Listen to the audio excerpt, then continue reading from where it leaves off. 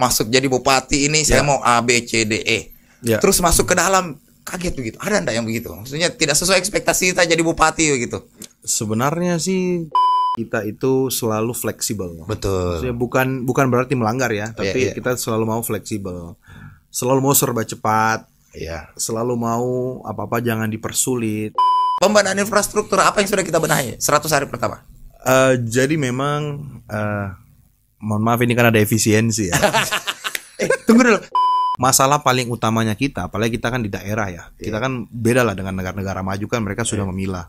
Ada sampah plastik, ada sampah organik, ada sampah ini. Kalau kita kan memang mesti dicampur. Nah, tapi memang kita kendalanya itu karena tidak adanya tempat pengolahan sampah. Kenapa bisa ada lagi PHK? Kita cari solusinya sama-sama lah. Masyarakat tak ini Pak Bupati. Iya itu dia soalnya. Kita pertimbangan itu selalu jangan sampai masyarakat jadi korban, ya kan? Dan memang terakhir saya sampaikan, kalaupun memang harus PHK, boleh tapi jangan orang bantai.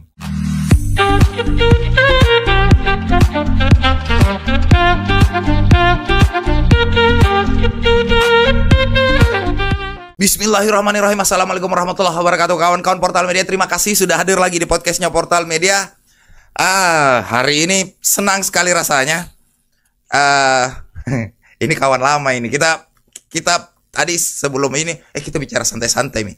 Walaupun sekarang beliau adalah pimpinan tertinggi di Kabupaten Bantaeng, ada Bupati Bantaeng, ada Kakak Uji Nurdin. Assalamualaikum. Waalaikumsalam warahmatullahi wabarakatuh. Nanti semakin rapi jadi bupati semakin. Terakhir kesini kan pakai kaos. Pakai kaos ya. Pak Bupati, siap. Terakhir kita kesini ngobrol di antara itu kita sering ketemu beberapa kali ketemu. Tapi terakhir kesini itu kita ngobrol waktu itu kita masalah kampanye. Ya. Kita banyak bicara tentang Bantaeng waktu itu kan. Ya. Terutama cuman begini pertanyaanku yang pertama itu. Ada ndak waktu kita kampanye itu kan kita punya nilai ideal lah ceritanya. Kalau saya masuk jadi bupati ini saya mau A B C D E. Terus masuk ke dalam kaget begitu. Ada enggak yang begitu? Maksudnya tidak sesuai ekspektasi kita jadi bupati begitu. Sebenarnya sih tidak ada karena sebelum kita masuk di pilkada pun kita sudah petakan kan masalahnya di Bantaeng seperti ini. Jadi enggak ada yang kaget-kaget. Misalnya kayak ini kenapa ini ASN semua kutu-kutu nang asing ini. Ya paling itu. Paling ada ya banyak dari ASN ini yang belum move on. Belum move on. Ya betul. Menurut tak adakah kan biasanya di luar itu orang selalu bilang budaya birokrat yang kurang etos kerjanya kurang baik. Itu yang kita dapatkan juga. Iya betul. Sedangkan kan kalau saya kan backgroundnya memang wira swasta. Iya betul. Itu yang saya mau tanyakan itu. Kita itu selalu fleksibel. Betul. Maksudnya bukan berarti melanggar ya, tapi kita selalu mau fleksibel. Selalu mau serba cepat. Iya. Selalu mau apa-apa jangan dipersulit. Iya. Inilah yang memang memang ini karena birokrat ya. Karena birokrasi yang terlalu berbelit-belit, akhirnya ini yang lagi kita benahi sekarang. Ini yang mau dicoba lewat 100 hari sebenarnya Pak Bupati. Iya. Ini yang di 100 hari ini dikerjakan. Sebenarnya kalau di 100 hari pertama ini, jadi kan gini, Kakak Cal. Kita memang tidak pernah ada janji 100 hari itu mau apa. Karena memang program kerjanya kita itu memang long term, jadi jangka panjang semua. Nah, tapi memang di awal kita menjabat, langsung kita benahi permasalahan paling bisa dibenahi dulu. Pertama, masalah kebersihan. Nah ini yang kita benahi dulu. Kayak di Pantai Seruni itu kan dulunya cukup kotor lah. Nah, ini dibenahi. Terus fasilitas-fasilitas publik yang memang sering digunakan masyarakat itu banyak yang kotor. Nah itu yang kita benahi, bersihkan. Kita kerja bakti. Ada budaya itu ada sekarang. Oh ada dong, ada. Ada sekarang. Jumat bersih. Iya. Kalau enggak salah Prof Nurdin juga ada Jumat bersihnya kan dulu. Dulu ya. Jadi dulu programnya Pak Prof dulu Jumat bersih Sabtu menanam. Oh iya. Kalau kita sekarang baru Jumat bersih. Jumat menanam Sabtu menanamnya dulu. Dicari bibitnya dulu. Bicara tentang itu. Siap. Saya waktu itu saya ngobrol sama kita selalu bicara tentang kelangkaan pupuk. Iya. di 100 hari maksudnya waktu podcast pertama kita. Iya, betul. Kelangkaan pupuk kita salah satu yang paling kita perhatikan tuh kayak sering kita ngomongkan itu kelangkaan pupuk. Iya. Di 100 hari pertama sudah selesai kelangkaan pupuk itu. Iya, jadi begini. Kan memang program prioritas kita kemarin itu memang persoalan pupuk ini kan. Iya. Jadi kami sudah komunikasi dengan pihak dari Kementan, dari pihak Kementan kita sudah koordinasi dan alhamdulillah pupuk kita tuh sudah ditambah jauh kuotanya, sudah besar. Nah, tapi memang ternyata di lapangan ini ternyata masih banyak kendala-kendala lain. Jadi bukan soal kuota ini, tapi banyak petani ternyata yang belum terdata di RDKK, itu yang pertama. Kemudian yang kedua distribusi pupuknya dari distributor ke pengecer ini biasa terlambat. Akhirnya terlambat di distribusi, ini juga jadi masalah. Nah, jadi memang ternyata masih banyak masalah yang cukup kompleks. Tapi ini kita benahi pelan-pelan. Tapi soal kuota itu tadi sudah kita tambah. Sudah kita minta untuk ditambahkan. Iya. Dan alhamdulillah ditambah langsung direspon oleh Kementan. Alhamdulillah. Oke, Jilah. Terima kasih banyak dari Pak Mentan. Kami sudah banyak dibantu. Terima kasih Pak Mentan. Sudah bicara tentang kebersihan tadi katanya. Siap. Sudah bicara tentang pupuk. Kan 3 katanya ini program prioritas tak. 1 pembenahan infrastruktur ya terakhir. Betul. Pak Bupati. Pembenahan infrastruktur apa yang sudah kita benahi 100 hari pertama? Jadi memang mohon maaf ini kan ada efisiensi ya. Tunggu dulu sebelum lanjut ini. Lanjut. Susahkah itu di tengah-tengah efisiensi ini? Waduh. Curhat ke dulu paling. Berat kakak, berat. Ya, jadi memang ini memang bukan hanya saya kakak salah, tapi hampir semua kepala daerah pasti merasakan hal yang sama. Apalagi di tengah-tengah kita dihadapkan dengan banyak masalah ya. Salah satunya permasalahan infrastruktur ini. Harapannya kita bisa membenahi persoalan-persoalan infrastruktur, terutama ini masalah jalan. Nah, sedangkan pada momen efisiensi ini yang pertama dihilangkan ini masalah jalan. Nah, ini memang tapi tentunya ini pasti ada pertimbangan dari pemerintah pusat. Tapi ya kami tentunya berharap agar efisiensi ini bisa segera dibenahi. Jadi program infrastruktur ini bisa kembali ke daerah. Seperti itu. Rumah sakit katanya juga itu hari kita sempat ngobrol tentang rumah sakit, Pak Bupati. Apa yang sudah dilakukan kemarin di 100 hari pertama di rumah sakit sudah, itu? Jadi kita sudah melihat. Jadi memang ini tidak apa-apa saya sampaikan. Jadi memang ada banyak masalah di rumah sakit. Banyak masalah. Termasuk kemarin ada banyak temuan-temuan di rumah sakit. Penyelewengan dana dan lain-lain. Ini eksklusif di portal media ini. Saya sampaikan. Jadi memang ada banyak masalah. Tapi ini sudah kita benahi langsung, bahkan di rumah sakit kita sudah ada perombakan. Manajemen. Dan dari perombakan ini kita sudah sampaikan agar segera dibenahi ini masalah-masalah ini. Jadi memang ternyata banyak sekali PR-nya Bantaeng ini Om Sal yang harus kita benahi sama-sama. Mudah-mudahan portal bisa doakan. Amin. Insyaallah. Amin. Libatkan Tommy kami kan. Harus kan sudah itu. Infrastruktur ada pupuk. Siap. Sama yang terakhir tuh sampah. Sampah itu Pak Bupati. Kemarin tuh saya baru podcast tapi belum di up. Saya ngobrol sama siapa namanya? Pak Kanda Ridwan. Siap. Kasar Ridwan. Ahli sampah lah ceritanya. Dia bilang beda Kanda. Masalahnya sampah itu pada konsistensi Kanda. Masyarakat katanya perlu diedukasi terus-menerus bicara sampah. Ini juga kayak jadi masalah di Bantaeng. Sebenarnya begini, memang masyarakat itu memang perlu diedukasi, betul. Tapi sebenarnya masalah ini bukan hanya soal edukasinya, tapi memang kita itu di daerah kendalanya memang tidak ada tempat pengolahan sampah. Memang itu masalahnya. Jadi ada TPA-nya ini. Iya, kalau kita mau bilang masyarakat edukasi, ya sekarang buktinya mobil-mobil sampah itu selalu penuh. Ya berarti memang masyarakat sudah tahu sampahnya ini ditumpuk di mana. Nanti ada yang angkut, nanti diangkut mobil sampah dibuang ke TPA. Jadi ya memang tetap edukasi itu memang harus terus-menerus ya, harus konsisten. Tapi sebenarnya masalahnya bukan di situ. Masalah paling utamanya kita, apalagi kita kan di daerah ya. Kita kan beda lah dengan negara-negara maju kan, mereka sudah memilah. Ada sampah plastik, ada sampah organik, ada sampah ini. Kalau kita kan memang mesti dicampur. Nah, tapi memang kita kendalanya itu karena tidak adanya tempat pengolahan sampah. Itu masalahnya. Itu masalahnya. Makanya ya kita kemarin kebetulan sudah belajar ke Jakarta. Di daerah Sunter itu ada tempat pengolahan sampah yang diubah menjadi RDF. RDF itu bahan bakar.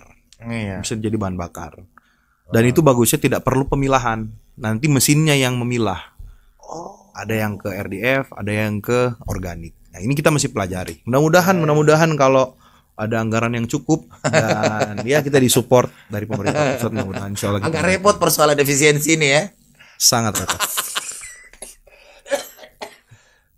Enggak, karena waktu saya podcast demanya Bupati. Nah, kalau juga itu persoalan. Iya. Itu persoalannya, masalahnya memang di situ salah satu.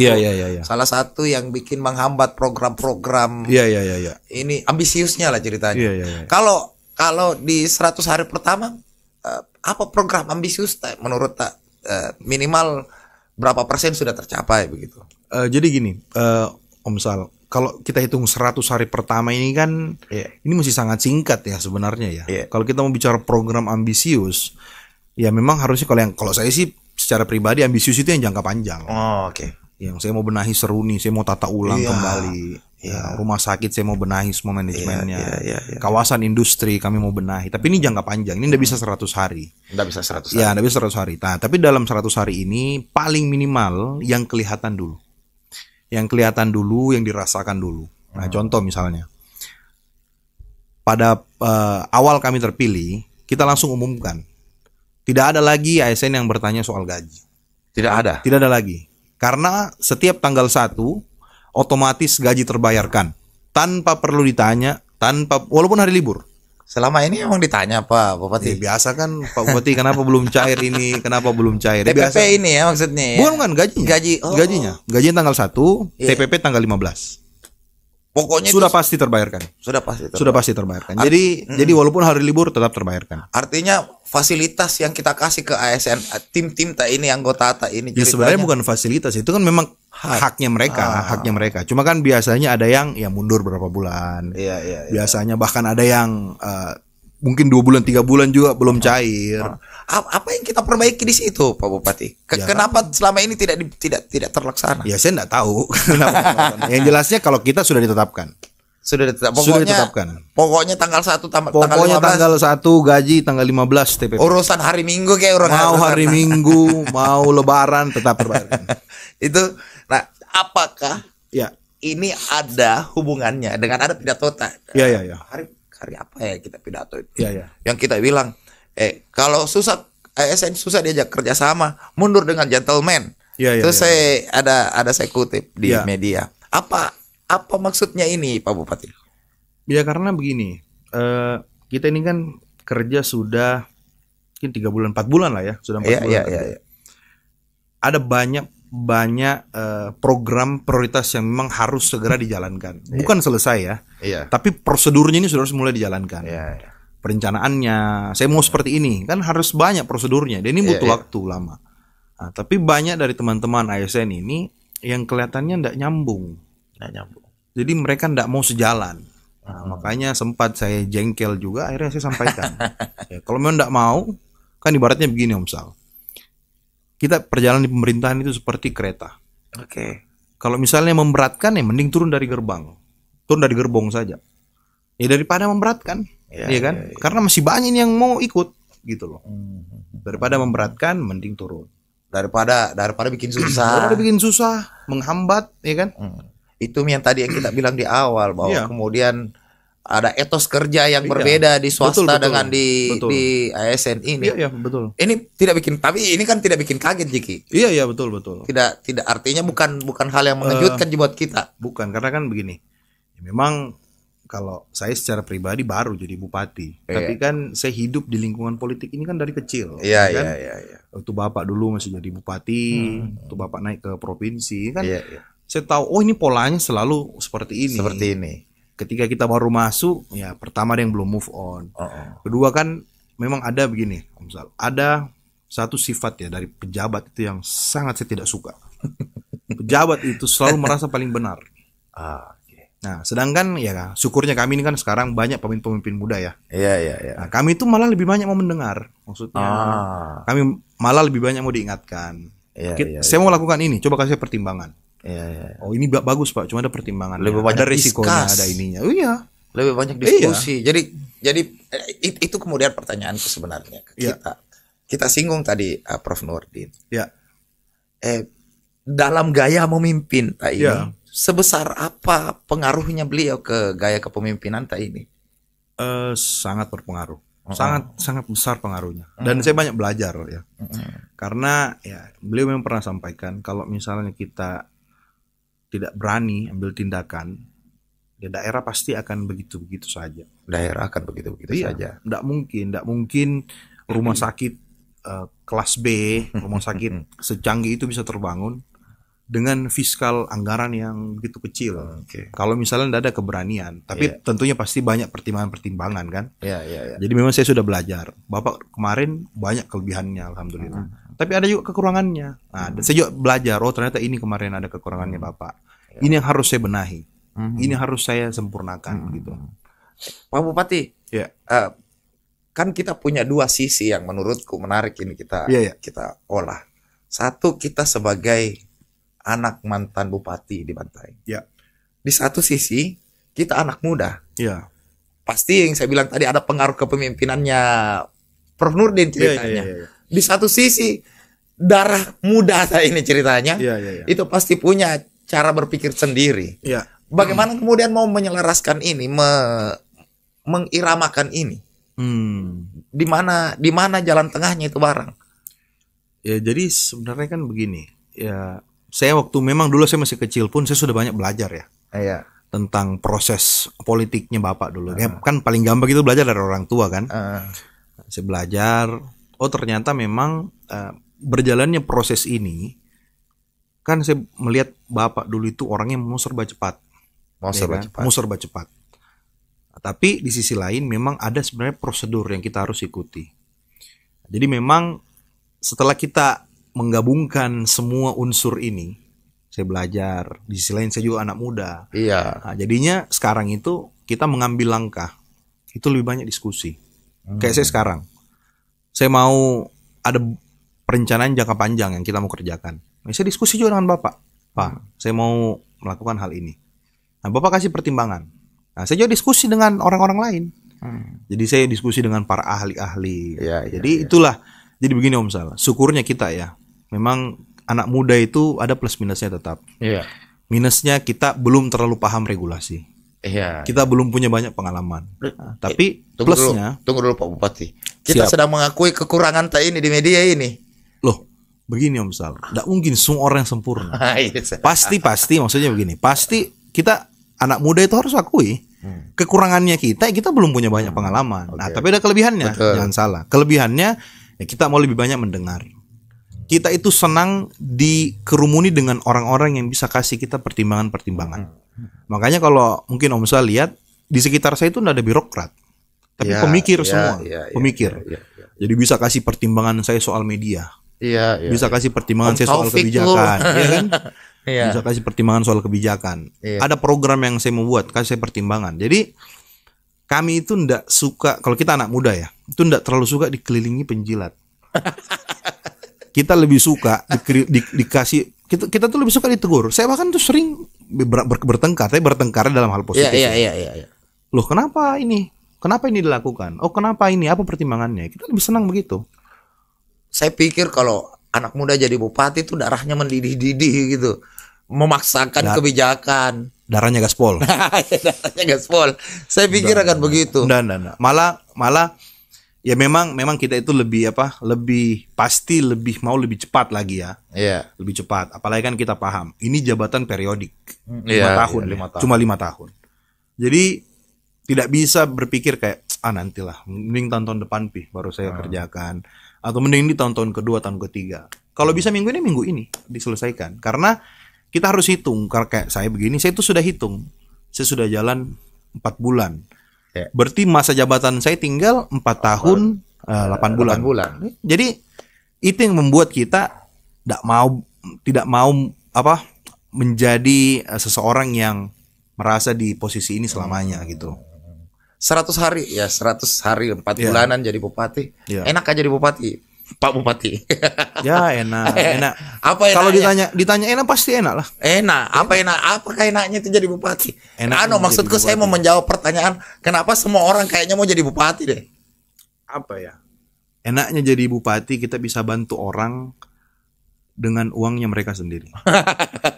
Bukan uang pribadi. Iya, karena ya mereka bayar pajak kan. Nah, uang ini yang kita pakai bantu. Iya. Mereka minta dibangunkan jalan, ya kita bangunkan kan pakai uangnya mereka juga. Terus enaknya kita bisa, karena begini, kalau dulu kita mau bantu orang itu kan harus kita sendiri yang bergerak. Iya. Setelah saya jadi bupati, saya sudah punya camat, saya punya lurah, ya kan? Saya punya perangkat daerah, kepala dinas. Iya. Jadi kita bisa lebih masif, lebih lebar ki bantuan ke betul. Orang-orang ini, ke orang-orang yang membutuhkan bantuan ini. Betul. Jadi kalau orang tanya, ada yang bilang jadi bupati tidak enak, bohong. Jadi bupati itu enak. Tapi ada tapinya. Ya itu dia. Enaknya kita mulai dari sisi mananya. Kalau saya sih sukanya jadi bupati ya karena itu kita bisa lebih aktif, ya kan? Lebih bisa mengabdi, banyak bantu orang. Kita bisa membuat karya yang dikenang itu. Ini kalau itu tadi enaknya itu. Ya. Tidak enaknya, Seng? Tidak enaknya pasti ada juga. Karena kayak setelah jadi bupati kan ya harus standby 24 jam. Bupati standby 24 jam, saya kira masuk kantor. Bukan, maksudnya kan ya harus selalu siaga. Iya. Contoh misalnya, Banteng ini kan daerah yang rawan banjir. Iya, betul. Kalau misalnya sore hujan sampai malam, malam itu kita sudah usahakan tidak tidur. Karena kalau sudah malam jam 11, jam 12 masih hujan, ya kita harus standby di cek dam. Lihat kondisinya, apalagi masalahnya. Saya pikir bupati tidak turun di lapangan. Kepala dinas itu tadi, ke camat ke apa gitu mah. Biasa ada suka bombo. Biasa deh melapor tapi forward juga fotonya. Ya, itu dia sebenarnya. 4 bulan jadi bupati itu pernah kecewa sama masyarakat?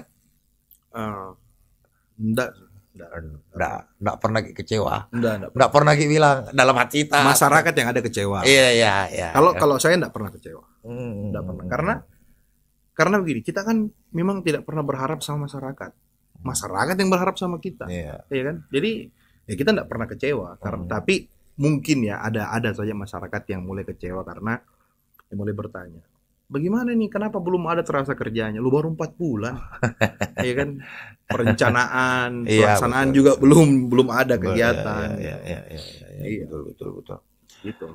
Iya, bicara tentang kekecewaan. Ya. Ada beberapa kali demonstrasi di kantor Pak Bupati. Ada yang bahkan kita turun sendiri kalau tidak salah. Persoalan PHK kalau tidak salah. Biar persoalan PHK. Persoalan PHK bicara itu tentang kekecewaan tuh. Iya.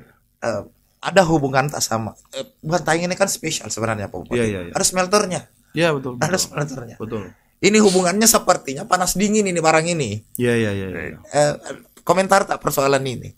Jadi begini, sebenarnya kalau smelter ini memang saya tidak bisa banyak berkomentar ya. Karena kalau smelter ini kan kebijakan pusat. Ya. Jadi ini pertama kebijakan pusat, kemudian yang kedua ini memang pasar dunia. Jadi bukan hanya di Bantaeng, ya kan? Karena ini kan produknya diekspor lagi ke China dan lain dan kawan-kawannya lah. Nah, jadi memang kalau kita melihat Bantaeng sekarang banyak PHK di daerah Sulawesi Tenggara, bahkan Sulawesi Tengah, bukan hanya PHK, tutup pabrik. Iya, betul. Tutup pabrik, banyak yang bahkan tutup pabrik. Nah, makanya kan sebenarnya terkait PHK ini kami juga intens komunikasi dengan perusahaan. Kita selalu tanyakan kenapa bisa ada lagi PHK.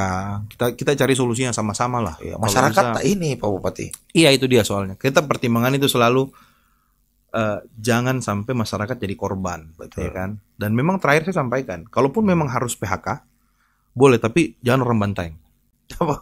Jadi klasifikasi dulu Iya, orang luar Banteng saja yang di PHK, enggak apa-apa. Kalaupun harus ya.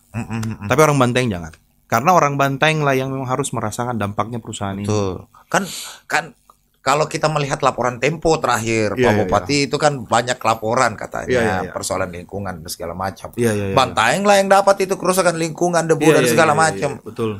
Jadi isu lingkungannya Banteng yang dapat, tapi PHK-nya harus orang Banteng juga gitu ya, maksudnya Pak Bupati. Itu jadi pertimbangan karena kan ya pasti dampak lingkungan ini kan yang masih kita carikan solusinya sama-sama. Bahkan ada opsi untuk kita sudah mau merelokasi yang paling terdampak.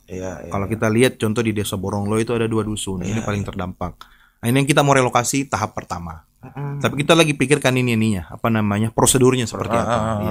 Nah, makanya itu dia, kita enggak mau pertama orang Banteng sudah ada ya yang merasakan dampak lingkungan. Ternyata dampak PHK juga mereka kena. Makanya kita minta kalau bisa diklasifikasi dulu. Kalaupun memang harus ya, tolong jangan orang Banteng. Itu saja permintaan saya kemarin. Sempat ngobrol sama perusahaan kemarin. Saya sering ngobrol. Makanya kita sering cari solusinya sama-sama. Karena itulah kembali lagi kan, kita enaknya diuntungkannya kalau anak muda itu kita selalu mencari solusinya. Jadi hampir tidak pernah itu deadlock. Jadi kita selalu ngobrol, misalnya ada masalah, kita cari solusinya sama-sama gitu loh. Walaupun harus kita libatkan banyak orang, tidak apa-apa. Nggak apa-apa. Kita selalu ngomong betapa menguntungkannya jadi bupati anak muda tuh. Ya plusnya, nilai plusnya. Ya karena itu dia tadi, kita itu lebih suka cari masalahnya di mana, cari solusinya di mana. Jadi tidak mau terus menyalahkan. Mau sampai kapan? Kalau kita menyalahkan yang lalu dulu mau sampai kapan? Udahlah. Move on lah. Waktu kampanye ini, salah satu serangannya orang ke kita itu adalah anak kacuping. Wah, apa toh anak kacuping? Anak kecil lah. Sampai hari ini masih ada. Karena sudah menang jadi sudah tidak ada. Itu dulu pas pilkada. Sudah menang jadi sudah tidak ada. Sampai hari ini pasti kan banyak kritikan juga. Pasti. 4 bulan ini pasti banyak kritikan. Pertanyaan pertama, kritikan yang paling bukan sakit hati barangkali, paling kita pikir dari 4 bulan ini. Sejauh ini tidak ada. Masih so-so. Tidak ini Ji, biasa aja. So-so. Ataukah memang pengaruh keluarga? Ya bapak, istri, saya perhatikan juga istri sangat aktif di sosial media. Bagaimana pengaruhnya terhadap ketahanan?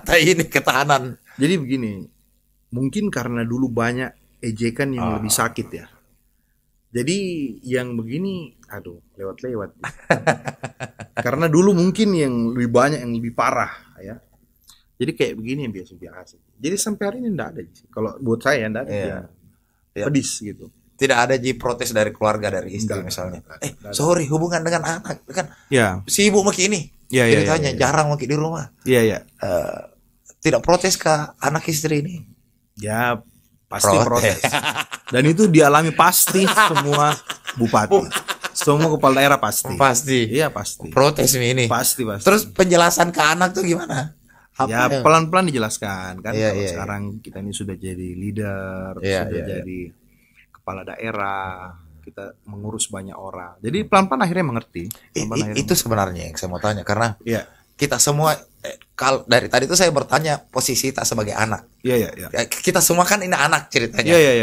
Cuman kan kita sekarang posisinya adalah orang tua sekaligus orang tuanya Banteng ini ceritanya. Ini bagaimana menyeimbangkan ini kan rumit sekali nih. Kita urusan portal media aja sama keluarga setengah mati, bagaimana urusan sama keluarga, sama Banteng.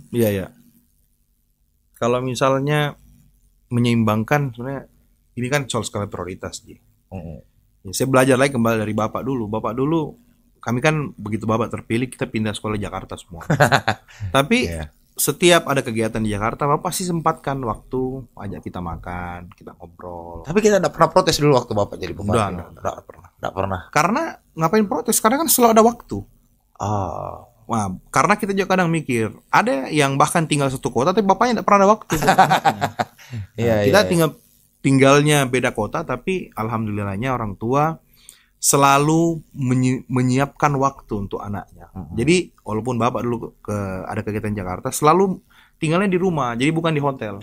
Jadi pagi-pagi kita sarapan sama-sama, ngobrol. Nah, siang bapak ke kantor, malam mungkin kita ketemu cari makan lagi di mana, ngobrol lagi. Jadi tidak ada yang bilang ada jarak. Ya selama 4 bulan ini ya. Iya. Insya Allah masih aman. Masih aman terus. Pak Bupati, Bantaeng itu punya pengaruh besar terhadap kabupaten-kabupaten sekitarnya. Siap. Ceritanya. Siap. Ada Jeneponto, Bulukumba. Ya. Komunikasi dengan kepala daerah lain itu berjalan baik kah? Baik, alhamdulillah. Kayak kemarin kan kita habis koordinasi terkait pangan, swasembada pangan. Iya, betul. Dengan Bupati Jeneponto. Betul. Di kantor Bupati Jeneponto. Jadi memang kita ini untuk teman-teman kepala daerah, kita memang kan harus jaga hubungan ya, terutama daerah tetangga. Iya. Karena kan kalau ada apa-apa sama kita pasti tetangga duluan kita cari. Iya. Jadi kayak kami Bupati Bulukumba, Pak Wakil Bupati Bulukumba juga intens komunikasi. Pak Bupati Jeneponto, Wakil Bupati juga intens. Iya. Jadi semua hubungannya baik. Iya. Apakah pengaruh dari kemarin itu programnya Pak Prabowo yang retreat? Ya, retreat itu punya pengaruh besar ya? Sangat. Punya pengaruh besar ya? Sangat. Saya penasaran apakah dikerja itu orang di retreat itu? Ya intinya kalau untuk saya ya, jadi begini kan memang banyak kepala daerah ini yang baru. Kalau saya tidak salah datanya kemarin itu ada hampir 70%. Hampir 70% itu kepala daerah baru. Hanya 30% lebih yang incumbent. Makanya 70% inilah di retreat ini kita dikumpul selama 8 hari. Semua pemahaman-pemahaman penting terkait kepala daerah itu dibahas di retreat. Jadi tujuannya biar setelah kita dilantik, setelah kita menjabat, tidak ada lagi yang ke Jakarta cari ini, nggak usah. Jadi kita dikumpul selama 8 hari pemahaman itu. Tapi kalau untuk saya pribadi, retreat kemarin paling banyak itu sebenarnya tujuannya adalah menjalin chemistry dengan kepala daerah lain. Jadi chemistry-nya kalau saya yang paling penting. Kita diskusi. Kayak saya kan waktu retreat kemarin saya sekamar itu berempat. Empat-empatnya ini bupati satu kamar 4 orang. Iya, bupati satu kamar. Tapi tendanya ya. Tapi bagus tendanya oke lah, maksudnya sangat proper lah. Nah, dari kita berempat ada satu incumbent, Bupati Bintan. Satu Bupati Buton, satu Bupati Kutai Barat. Nah, jadi kita ini banyak mendengar minta saran dari yang incumbent. Bagaimana dinamikanya selama menjabat? Apa yang harus kita antisipasi? Apa yang jangan sampai kita lakukan gitu loh. Jadi chemistry-nya, diskusi itu yang kalau kami sih itu yang paling penting. Itu paling penting di situ. Jadi terutama anak muda seperti yang kita bilang tadi ya. Iya. Dan itu anak muda semua. Anak muda semua. Bahkan Buton itu bupati termuda di Indonesia Timur. Oh iya. Ya, umurnya masih 27 tahun. Kita 29 deh. Saya 29. Dia 27. Jadi memang banyak lah manfaatnya. Dan maksudnya kami apresiasi juga programnya Bapak Presiden ini sangat banyak yang berasa efek positifnya di daerah. Sangat banyak. Termasuk ini yang masalah swasembada pangan. Ini luar biasa. Ini kita sekarang di daerah itu petani itu tidak pernah lagi datang mengeluh. Oh iya. Iya, karena harga dulu kan harga ada yang beli 3.200, ada yang beli bahkan di bawah 3.000. Betul. Sekarang flat 6.500 harga gabah. Dan itu enggak boleh ada harga di bawah itu. Kalau ada harga di bawah itu langsung diproses. Betul. Jadi sekarang syukurnya berkat programnya Bapak Presiden ini, kita di daerah itu jujur sangat terasakan manfaatnya. Termasuk KMP itu, Koperasi Merah Putih itu. Kalau itu kan baru terbentuk Juknis dan kawan-kawannya. Jadi belum beroperasi, tapi sudah mulai dibentuk. Ya, jadi yang sekarang baru betul-betul terasa ini yang masalah masalah swasembada pangan. Ya. Terasa betul itu petani. Terasa sangat. Pak Bupati, di ujung-ujung kita ini. Oke. Kalau sekarang kita 4 bulan. Kalau mau berjanji atau mau ngomong mengklaim sesuatu ini 1 tahun ke depan itu 1 tahun ke depan aja. Ini saya bilang 1 tahun supaya insya Allah dekat-dekat ini kita kembali lagi ke sini kan begitu. Iya.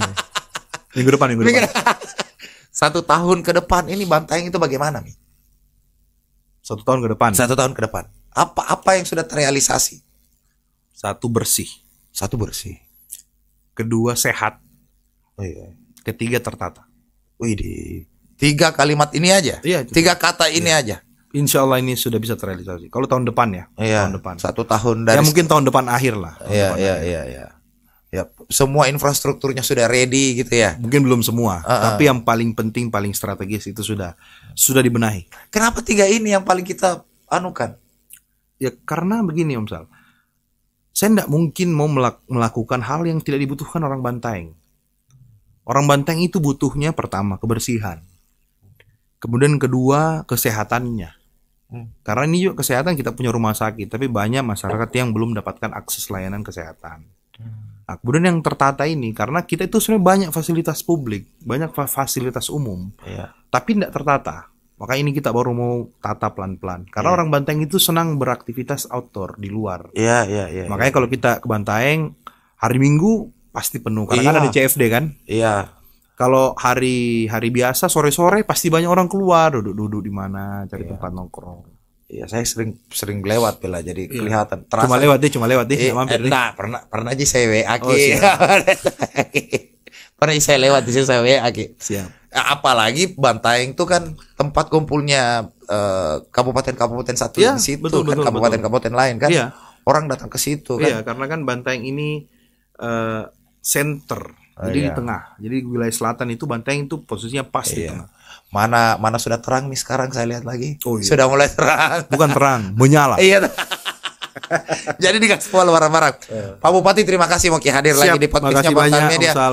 Karena seperti insya Allah barangkali tahun depan saya datang, saya yang datang ini. Siap. Kita harus podcast di Bantaeng lagi. Iya, insya Allah Pak Bupati. Terima kasih sudah hadir. Siap, Pak Bupati.